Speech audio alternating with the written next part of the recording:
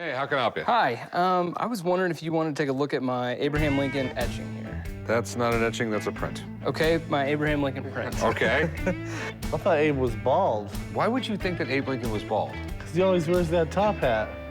It's a stovepipe hat, and he wasn't bald. Oh, excuse me. Okay. Coming to the pawn shop today to see if I can sell my Abraham Lincoln print. The reason I want to sell it today is I've had it for so long and not really done anything with it. I don't really know how much it's worth, but with it being Abraham Lincoln, there's a chance that it could be worth a lot of money, and that would be pretty exciting. So you have a print here Yes. of Abraham Lincoln that's Yep. autographed at the bottom, A. Lincoln. We have oxidation around the edges of the paper here, so you can tell that it's pretty old. Lincoln died in 1865. Right. People have been putting up pictures of Lincoln for over 100 years. Everyone points to him as an example of what a president should be. I mean, the guy helped end slavery and guided us through a civil war.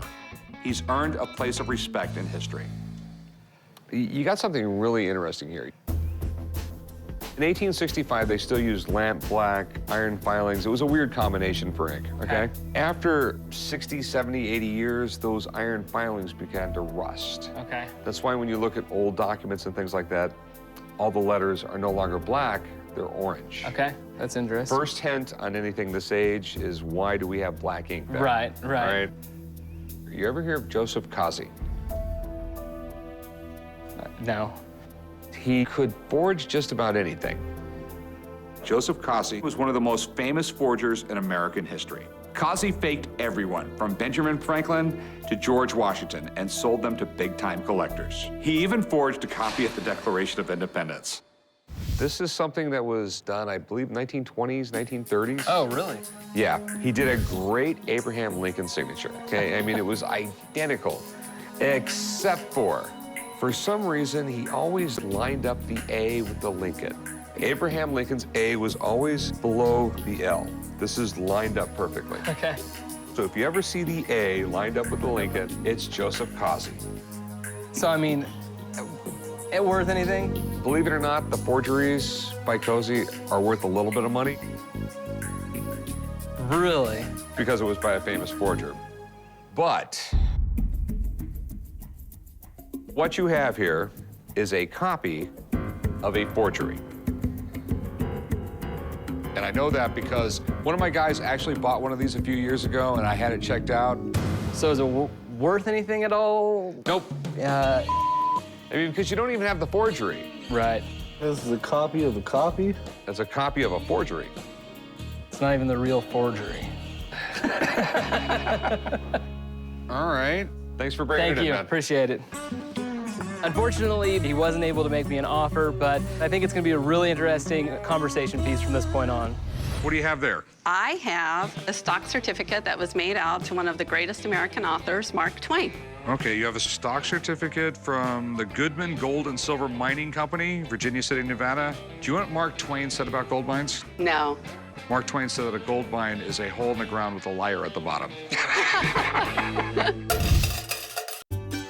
I came to the pawn shop today to sell my stock certificate that was made out to Mark Twain. I'd like to make some money. There's a lot of great shopping to be done, and hopefully I'll be on a little shopping spree later on.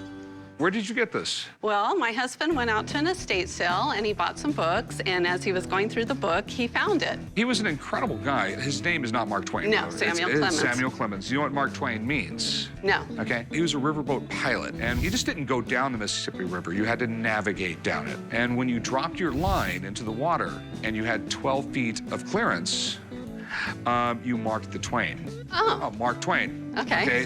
Which meant clear to go. Okay. Mark Twain was one of the greatest authors in the world. Huckleberry Finn literally is considered the American novel. Just an incredible guy. Mark Twain is probably the best-known American writer ever. He became famous for his hilarious quotes and his sense of humor. He wrote what a lot of people consider the most important works of American literature, like Tom Sawyer and Huckleberry Finn. What would you like to do with it? I'd like to sell it. Okay, now how much did you want for it? I'd like $500. Okay, here's some big concerns I have about it. Okay. All right.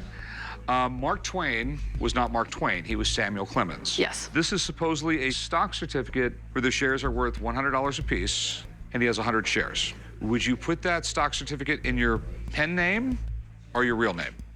I read that they put it in the Mark Twain name just as encouragement for him to write about them. Okay. My other concern is I have never seen a stock certificate printed like this.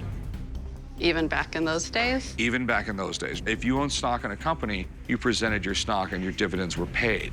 If it was printed this simple, anybody could counterfeit it. Just everything about it screams fake. This was probably made in the 1920s, 1930s, and some guy was making a lot of money selling a lot of these. I wish it was real. I mean, he's one of my favorite characters in history. Okay. Thanks for coming in. Thank you. Thank you very much, young lady. I'm really disappointed the stock certificate was a fake. Now I guess I'll just have to win some money at the casino. What do we have here? I have some Wells Fargo belt buckles made by Tiffany. A Wells Fargo belt buckle from Tiffany is really rare. Wow. I came to the pawn shop today to sell my Wells Fargo belt buckles made by Tiffany. I like collecting antiques. It's fun to keep the past alive. I was hoping to get, $500 a piece just so I can get some more money to go buy some more antiques. So where did you get these? I got them here in town at a flea market.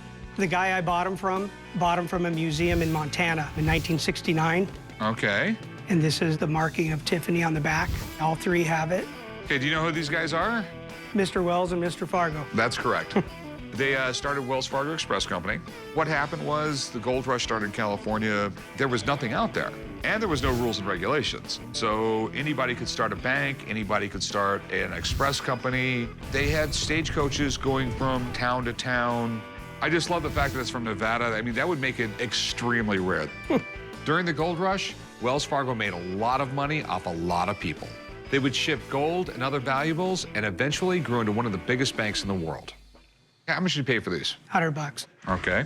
A genuine Wells Fargo and Company belt buckle from Nevada from this time period, made by Tiffany and Company, would be worth tens of thousands of dollars. But these things are often faked. But I have a letter from Tiffany that says that they're real. Oh, you do? Mm-hmm. Your buckle was indeed made by Tiffany in mid-last century for the thousands of employees of Wells Fargo and Company. Thank you for your interest, Tiffany and Company, C.H. Johnson, Service Manager. Let me just show you something right here. Tiffany would never make a belt buckle, then solder the little latch over their logo. Anything associated with Tiffany was done perfectly. This is not perfectly, therefore I know it's not Tiffany's. And none of these belt buckles popped up until 1970-ish. Tiffany never made a belt buckle for them. The story goes, when these belt buckles first came out around the country, someone basically was just driving around the country going from antique store to antique store and apparently made a fortune. He got rid of thousands of them. But have you seen the letter before? If I'm gonna sell you a fake belt buckle, I wouldn't have a problem typing up a fake letter. This makes me feel terrible when this happens. At least it was only $100. Yeah, it's been a lot worse. I never buy anything fake, no matter what. Just having it around the shop is risky, because an employee might think it's genuine and sell it. That could turn into a real nightmare. Hey, how's it going, man? Good. I've got an item for sale today. I've got a Marilyn Monroe signed picture and a handwritten poem. Wow. As well as the obituary of the man that she wrote it to and his tags. This could be very valuable. Looks like she's swinging on a rope. Yes. In high heels, I'm sure that's really safe. This item is extremely unique. How many Marilyn Monroe handwritten poems are still out there? I mean, this should bring in a lot of money. Okay, where in the world did you get this? My father-in-law purchased it from an estate sale about 15 years ago. All right. I know she did a lot of USO performances over in Korea. She was kind of known for responding to letters herself. And Marilyn probably connected with normal people because she came from a pretty humble background. Before she was famous, she actually worked in a World War II munitions factory. And they actually caught a few pictures over there, which, snowballed into her actually getting a career. No celebrity today compares to Marilyn Monroe. I mean, she was practically royalty. If this is a genuine poem written by one of the biggest sex symbols of all time, we've got something really special here. All right, let's see how good of a poet she was. Yes, I'll read it to you. You see me on the silver screen, also on Life magazine. My master has been many men. You've seen us both time and again. On the ground or in the sky, where there is mischief, so am I. That's a good thing she was known for her acting and not her poetry. I like to think of this as the lost Marilyn poem because there's no obvious documentation. So this is the guy she wrote it to, Herbert S. French. Yes, that obituary and the tags were found with the letter and the picture. So have you ever had this checked out? I have. 4 experts looked at it about 10 years ago. So what was it appraised at? It was appraised at $48,000. All right, well, that's good to know. You got any paperwork with it? I don't have any paperwork. That's a shame. Without it, I don't have a lot to go on. Tell you what, mind if I have a buddy of mine come take a look at it? He works for PSA. They're one of the most reputable signature people there is out there. Wonderful. I'll be right back. Thank you very much. Having no paperwork is a massive red flag. But if it's real, the money he's talking about isn't that far off. Wow, Marilyn Monroe, the great Marilyn Monroe. There's been a few times where I've seen handwritten letters, not really a handwritten poem. I mean, I know there's some of her work out there, but it's very rare to see that type of stuff. You mind if I take a look at this? Not at all. You know about her history with the Korean War. When she got married to Joe DiMaggio in 1954, she went right over there. That was kind of like their honeymoon. The troops just loved her. So think about the mail this lady would get. A Marilyn Monroe autograph could go for upwards of $3,500, but an unpublished poem by Marilyn Monroe written by her could go for $40,000 or $50,000. And that's the stuff collectors just dream about. So what are your concerns here? You know, I know most Marilyn Monroe signatures that you see are secretarial. Right. And then to go along with a handwritten poem, it's almost too good to be true. Of course. I'm gonna pull out some exemplars. Okay. The first thing you have to remember with her autograph, kind of always rushed, kind of sloppy, but she kind of had a beauty to it too, kind of like her. And if you start to look at the exemplar here, this is signed off a contract here, and you could see how her M moves so flowing right into her signature. That's usually how she always signed her name. Now, something that's striking about this photo, the secretary used to sign a lot of her correspondence, used to like to use a red pen. And I'm gonna pull something up here to show you. This is a signature. It's pretty widely known throughout the industry. When we see these photos, we instantly know they're secretarial, and that's what we're looking at here. That's disappointing. Yeah. It sucks that the signature was done by a secretary, but I'm a lot more interested in the poem because that's where the money will be. I can't imagine someone having their secretary write their poems for them. Next, I'd like to analyze the poem, and I brought a sample of her handwriting here today. This is signed earlier in the 50s. And you could see her pressure is very similar throughout. When I start to compare both of these together, you go over here to the poem, it's 2 different worlds. Yeah, they look absolutely nothing alike. Yeah. This was unfortunately penned in someone else's hand and not Marilyn Monroe's. And it could have been her sentiment.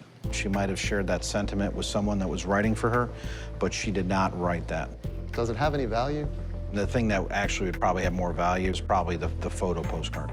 The poem, unfortunately, because it's really hard to tie it to her, and you're probably looking at something that's in the $40 to $50 range, just as a collectible. Okay. Steve, I appreciate it, man. Yeah, pleasure to see you. Good luck. Thank you. Thank you. I mean, I was hopeful when they called me in today that this was going to be a real item. It'd be a very unique item. But once I took a look at the piece, it was pretty quick to see that it wasn't Marilyn Monroe's signature and it wasn't her handwriting. Well, I wish it were real, man. I mean, we'd both make a lot of money, but Absolutely. as it sits, there's really nothing I can do with it. Well, I thought it was real. It's disappointing, but I very much appreciate your time. Have a nice day, man. Thank you very Take much. care. Thank you. Too bad this isn't the real deal. It could have made the shop a lot of money.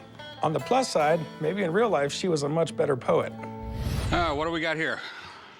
An Ivory Tusk. Okay. I'm here today at the pawn shop with my Ivory Tusk that is beautifully hand-carved. I would hope that I could get somewhere between $1,000 and $1,500 for it. And what do you want to do with it? I want to pawn it for 7 to 10 days. I Okay. need some money between now and 4 o'clock. So how'd you get this thing? I bought it in Taipei. How much did you pay for it? I paid a lot. Okay. Unfortunately, it's not ivory. What do you mean it's not ivory? This is bone. It's pieced together bone, and it's made for the tourist trade. It only took like 2 seconds to tell this wasn't ivory. I've seen this hundreds of times before. They were in Asia. They went to a market. They were told they were ivory.